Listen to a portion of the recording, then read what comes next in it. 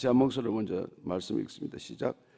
다윗이 천부장과 백부장 곧 모든 지휘관과 더불어 의논하고 다윗이 이스라엘의 온 회중에게 이르되 만일 너희가 좋게 여기고 또 우리의 하나님 여호와께로 말미암았으면 우리가 이스라엘 온 땅에 남아있는 우리 형제와 또 초원이 딸린 성읍에 사는 제사장과 레위 사람에게 전령을 보내 그들을 우리에게로 모이게 하고 우리가 우리 하나님의 궤를 우리에게로 옮겨오자. 사올 때에는 우리가 궤 앞에서 묻지 아니하였느니라 하며 뭇 백성의 눈이 이 일을 좋게 여김으로 온 회중이 그대로 행하겠다 한지라.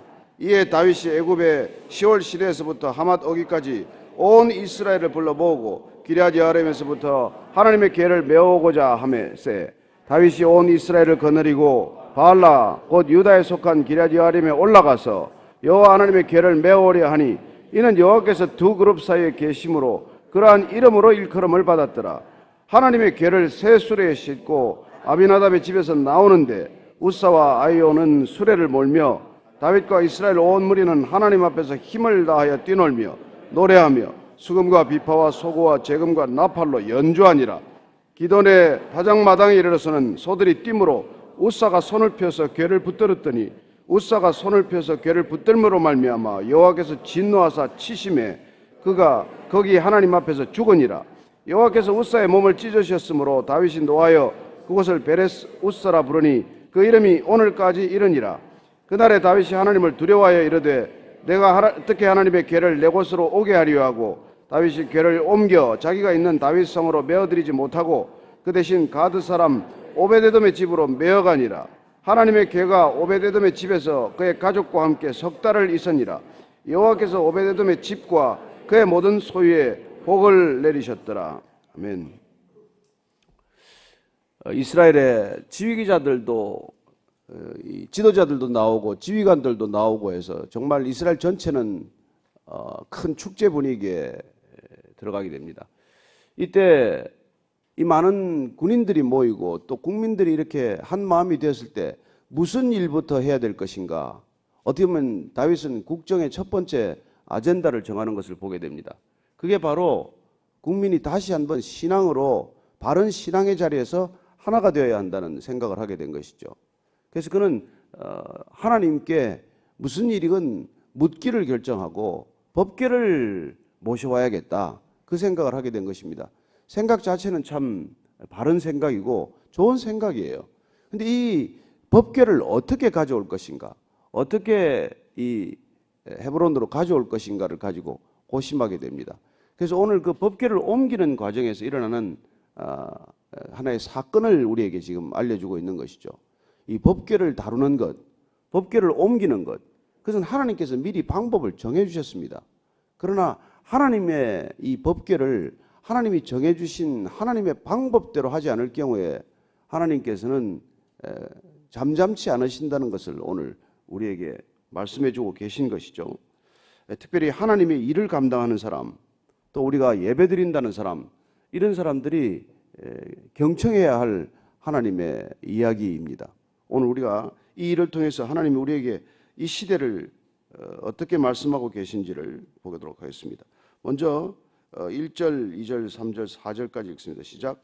다윗이 천부장과 백부장 곧 모든 지휘관과 더불어 의논하고 다윗이 이스라엘의 온 회중에게 이르되 만일 너희가 좋게 여기고 또 우리의 하나님 여호와께로 말미암았으면 우리가 이스라엘 온 땅에 남아있는 우리 형제와 또 초원이 딸린 성읍에 사는 제사장과 레위 사람에게 전령을 보내 그들을 우리에게로 모이게 하고 우리가 우리 하나님의 궤를 우리에게로 옮겨오자.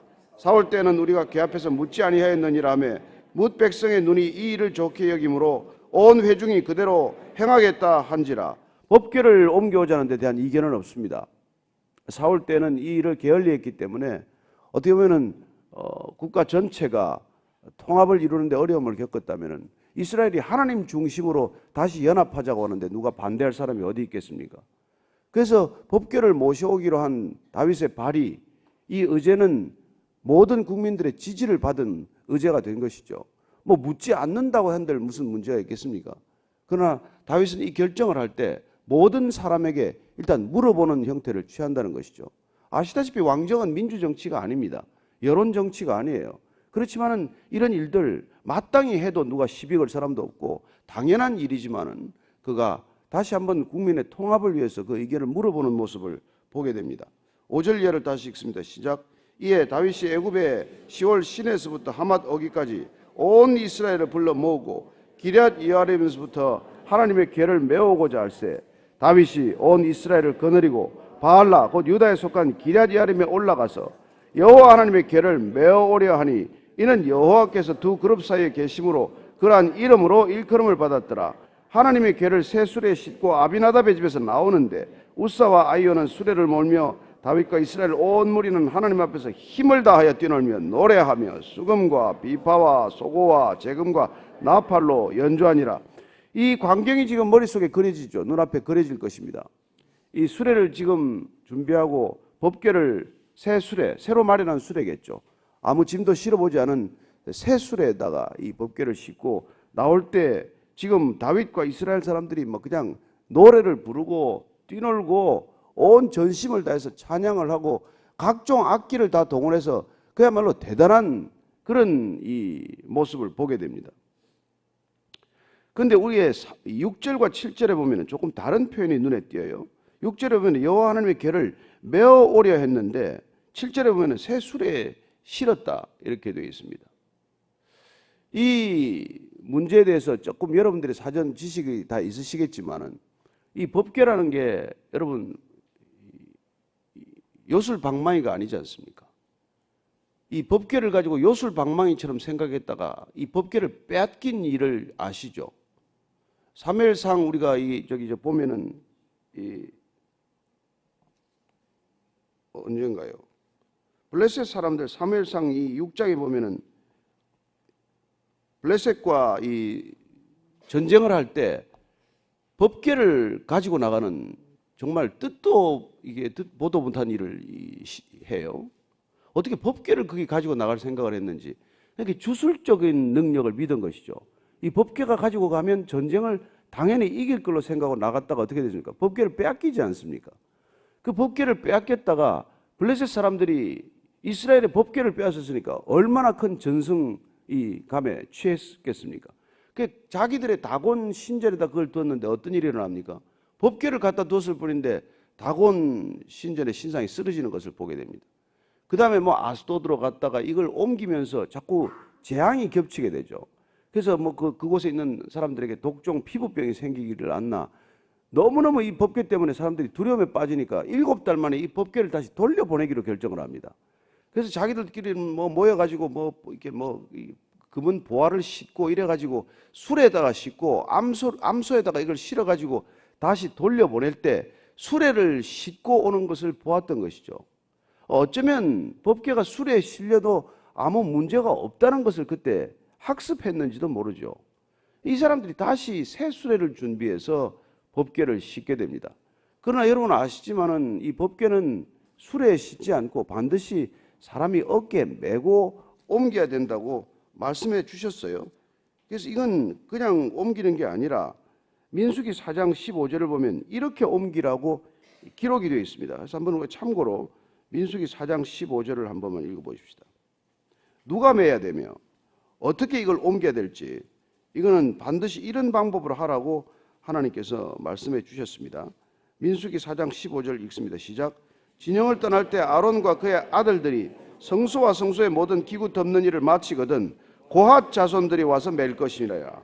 그러나 성물은 만지지 말라. 그들이 죽으리라. 회막 물건 중에서 이것들은 고핫 자손이 맬 것이며 이걸 매는 사람들은 레위 지파 중에서도 고핫 자손이 이걸 메고 어깨로 반드시 매라고 이렇게 되어 있습니다. 그래서 법궤에다가 이걸 이렇게 고리를 만들어서 그 고리 양쪽 고리에다가 이걸 메고 이걸 어깨에다 메고 가야 되는 것이죠. 이 방법으로 옮기라고 했는데 오늘 보니까 이 사람들이 수레에다 싣고 가다가 이 수레 싣고 가던 도중에 참극이 일어나는 것입니다. 그래서 9절 이하를 읽습니다. 시작. 기돈의 타작마당에 이르러서는 소들이 뛰므로 우사가 손을 펴서 궤를 붙들었더니 우사가 손을 펴서 궤를 붙듦으로 말미암아 여호와께서 진노하사 치심에 그가 거기 하나님 앞에서 죽으니라. 여러분 이게 지금 무슨 일입니까? 오늘 얼마나 기쁜 일이에요. 법궤를 옮기느라고 온 백성들이 지금 찬양하고 악기를 연주하고 모든 사람들이 모여서 지금 이런 축제가 일어났는데 이 법궤를 옮기는 도중에 그 법궤에 손을 댔던 한 우사라는 사람이 그냥 그 자리에서 즉사하는 사건을 겪게 됩니다. 그래서 오늘 여호와께서 우사의 몸을 찢으셨으므로 다윗이 노하여 그것을 베레스 우사라 부르니 그 이름이 오늘까지 이르니라. 왜 이 우사가 이렇게 몸을 찢겨 죽는 끔찍한 일을 겪게 될까요? 여러분들이 읽을 때마다 궁금하지 않으셨습니까? 흔히 우리가 아는 말로 하나님께서 이 법궤를 손으로 만지지 말라고 했는데 이 법궤를 만진 우사에게 본보기로 아마 징벌을 한 것 같죠. 법궤를 어떻게 다뤄야 되는지에 대한 준엄한 하나님의 기준을 다시 한번 자각하게 하는 것입니다. 근데 우리가 잘 아시다시피 초대교회 때 우리가 그 아나니아와 삽비라 사건을 알지 않습니까? 헌금 안 한 것도 아니고 헌금 남들 다 하는 헌금도 아니고 집을 팔아가지고 반을 갖다가 사도들에게 헌금했음에도 불구하고 하나님께서 아나니아와 삽비라 부부가 차례로 죽는 사건을 보게 됩니다. 어떤 경우에는 우리가 이해할 수 없는 헌신을 하고도 끔찍한 결과를 당한다는 것입니다. 이게 하나님의 일을 하는 사람들은 너무나 중요한 본보기예요. 이전에 우리가 보면은 또 이 아론의 두 아들 아비후와 누구죠? 나답 두 사람이 하나님께서 정하지 않은 불을 제단에 드렸다가 또 참극을 당하게 됩니다. 그래서 성경에 가끔 가다가 있는 이 사건들을 통해서 우리가 하나님은 어떤 분이라는 것을 기억하지 않으면은 정말 하나님의 일을 하다가 끔찍한 일을 겪을 수 있다는 것입니다. 저는 이게 성경에 기록된 이유는 하나님은 우리가 두려워해야 할 분이라는 것이에요. 하나님에 대한 친밀감은 중요한 일입니다. 하나님께 친밀하지 않으면 우리가 어떻게 매일 나아가겠습니까? 그러나 우리가 친밀감이 지나쳐서 이 익숙함이 되거나 불경스러움이 되어서는 안 된다는 것입니다. 하나님을 늘 일을 하는 사람들은 익숙하지요. 아침마다 예배 드리는 사람은 이 자리가 익숙합니다. 주일마다 오는 사람들은 우리가 주일 예배 드리는 장소가 익숙해져요. 그러면 우리가 그걸 익숙하게 여긴다는 것입니다. 그래서 우리가 경건함을 잃어버리고 하나님이 어떤 분인지를 잃어버리게 되면은 하나님께서 그 예배를 받지 않는다는 것, 그런 섬김을 오히려 섬기다가 화근이 된다는 것, 이걸 우리에게 말씀해 주고 계신 것 아닙니까? 헌금 누가 하라고 그랬어요? 안 해도 그만입니다. 그러나 이게 전부입니다 하고 거짓말할 것까지는 없잖아요. 이걸 다 드린 겁니다. 그렇게 거짓말할 이유는 없단 말이에요. 그냥 팔고 와서 제가 헌금 다는 못 드리고 반반 제가 하겠습니다. 안 하겠습니다. 아무 상관없어요. 근데 왜 거짓말을 하냔 말이에요. 하나님 앞에서. 하나님의 영을 왜 속이려고 하느냐. 그게 문제가 됐듯이 이걸 지금 수레를 갖다가 이게 움직이는데 여러분 이게 지금 보면은 사실은 조금 약간 오르막길로 되어 있어요. 그러니까 소가 조금 출렁거리면은 이게 괴가 떨어지게 되어 있습니다. 그러면 괴가 땅에 떨어지는 것을 보는 게 낫습니까? 그걸 떨어지지 않도록 만지는 게 낫습니까? 당연히 우리 생각은 100번, 1000번 괴가 땅에 떨어지는 것보다도 그 괴를 붙들어서 안 떨어지게 해야 마땅한 일이죠. 그럼에도 불구하고 하나님께서는 처음부터 이 방법이 잘못되었기 때문에 그걸 그냥 간과하지 않는다는, 지나치지 않는다는 것입니다. 그래서 우리가 이 베레스 우사라고 하는 사건을 통해서 정말 하나님이 우리에게는 친밀하신 분이고 우리를 사랑하시되 이렇게 끝까지 사랑하시는 분이고 우리가 정말 잘못을 용서해 주시는 분이지만은 하나님이 그런 하나님이라고 해서 만만한 하나님은 아니라는 거예요. 그렇게 가볍게 생각할 뿐이 아니라는 것입니다. 저는 이 신앙의 기본적인 이 친밀감과 경외감의 균형, 이걸 잃어버리면은 우리는 죽도 밥도 안 되는 거죠. 저는 하나님이 여러분에게 지극히 친밀한 아빠가 되기를 원하지만은 그 아빠라고 해서 우리가 뭐 수염을 쥐어 뜯어도 되고 머리에 올라타도 되는 그런 하나님은 아니라는 거예요. 손자가 할아버지를 사랑하는 것, 그건 어릴 때는 용납이 돼요. 근데 멀쩡하게 결혼까지 한 애가 와가지고 할아버지 수염을 다시 쥐어 뜯으면 그게 말이 다르잖아요. 그러니까 블레셋 사람들이 술에 싫은 것은 몰랐으니까 관계없어요. 그들의 제사장이 있습니까? 무슨 그들 그 블레셋 사람들 가운데 누가 제사를 드려본 적이 있습니까? 여호와를 하나님으로 인정을 하기를 합니까? 그러니까 그들이 수레를 가지고 시건 뭐 별짓을 다 하든 그 수레를 운반하는 방법이 어떻든 상관이 없어요. 그러나 적어도 레위인들이 모여가지고 지금 있어요. 전국에 있는 레위인들을 다 불러모았습니다. 그런데 누구도 그렇게 옮겨서는 안 됩니다라고 말하는 사람이 없다는 거예요. 그 많은 사람들이 모였는데도 불구하고 법궤를 그렇게 다뤄서는 안 됩니다라고 말하는 사람이 단 한 사람도 없었다는 거, 이게 심각한 문제라는 거예요.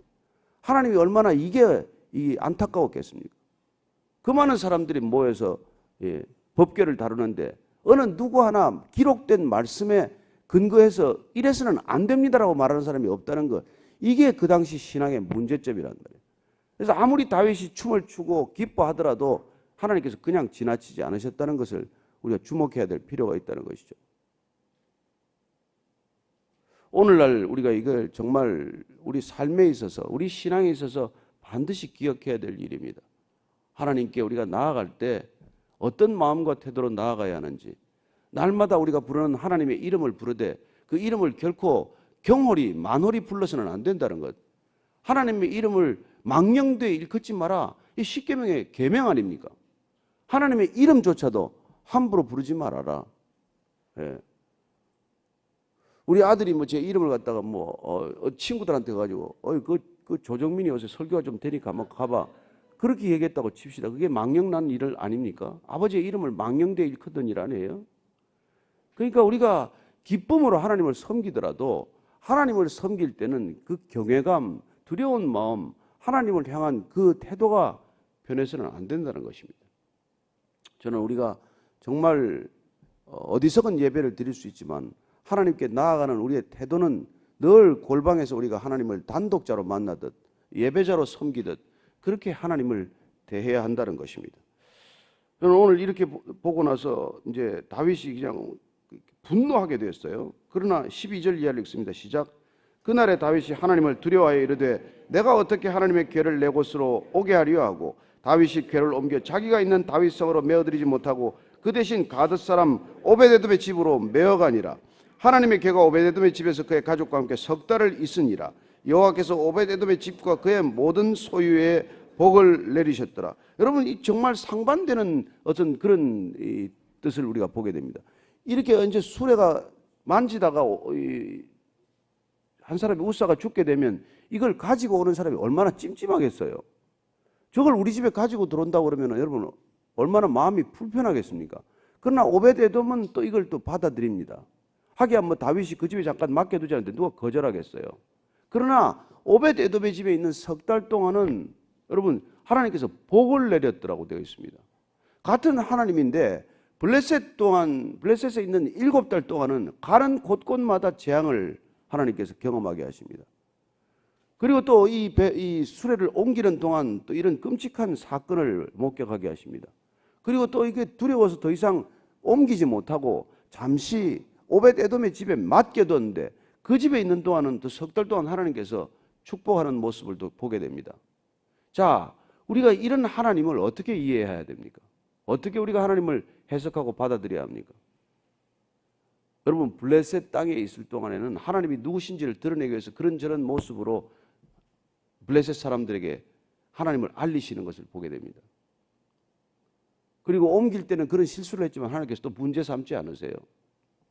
그렇습니다. 주님께서 여러분 가늠한 여인을 돌로 치자고 하는데도 주님께서 그 여인을 용서하시는 것을 보게 됩니다.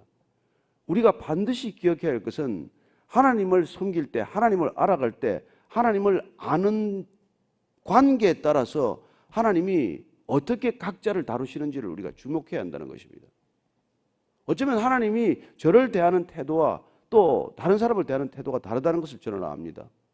제가 목사 안수를 안 받았다면은, 제가 그냥 집사로 그냥 왔다 갔다 한다면은 하나님께서 적용하지 않을 기준을 저한테 적용하고 있다는 것을 제가 놓쳐버리면은 여러분 베레스 우사란 남의 일이 아니라는 거예요.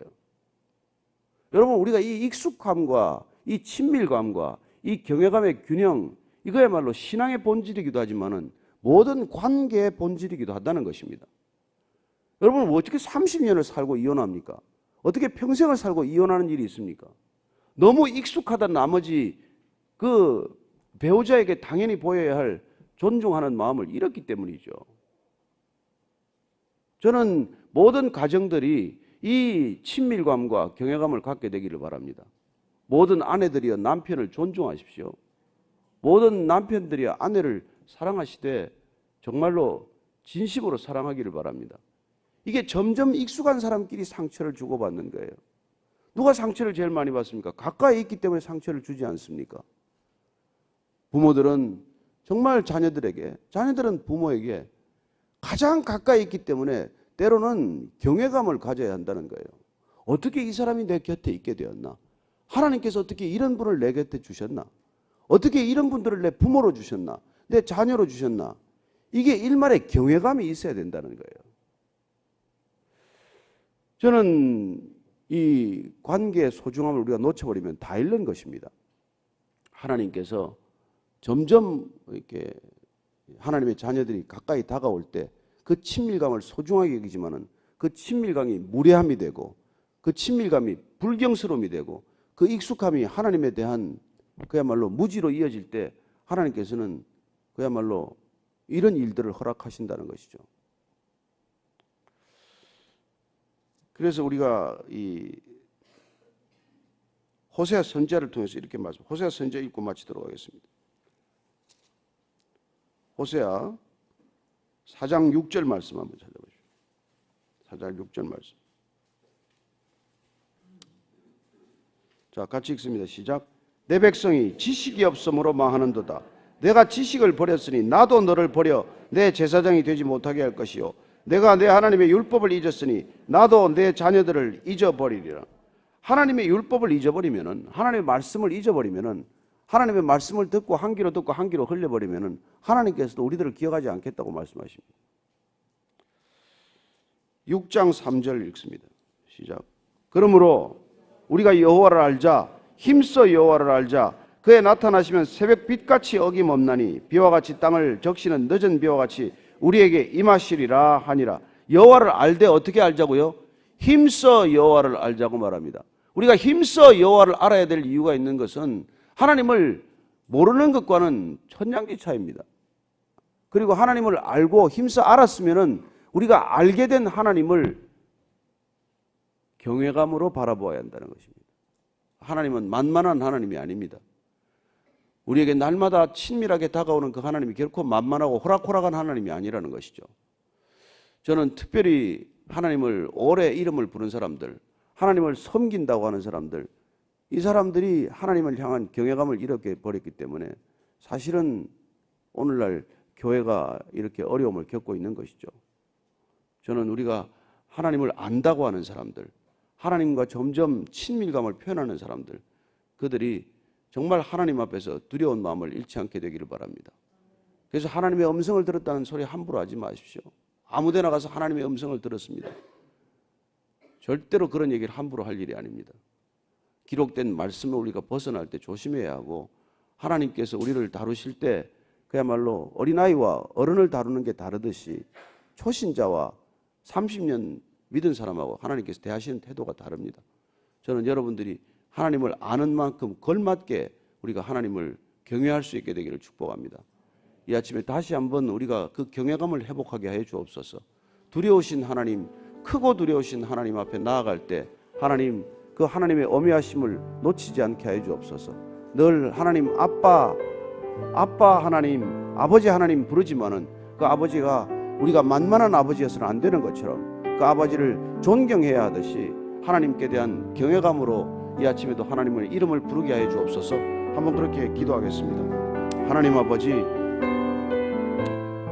베레스 우사를 치신 마음, 그 안타까운 일을 통해서 이스라엘 전 백성을 가르치시고자 했다고 믿습니다.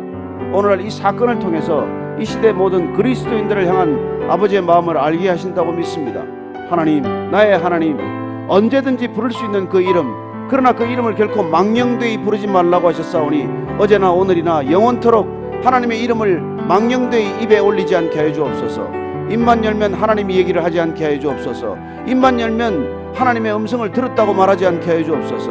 하나님, 내가 하나님의 음성대로 순종한 것이 아니라면 아직 듣지 않은 것이오니 하나님의 음성을 들었다면 들은 대로 살고 그 들은 말씀 전할 수 있게 하여 주옵소서.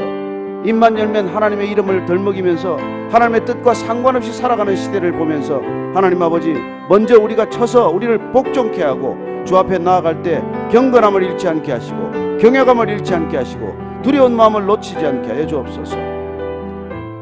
하나님 아버지, 늘 주 앞에 경건함을 잃지 않게 하여 주옵소서.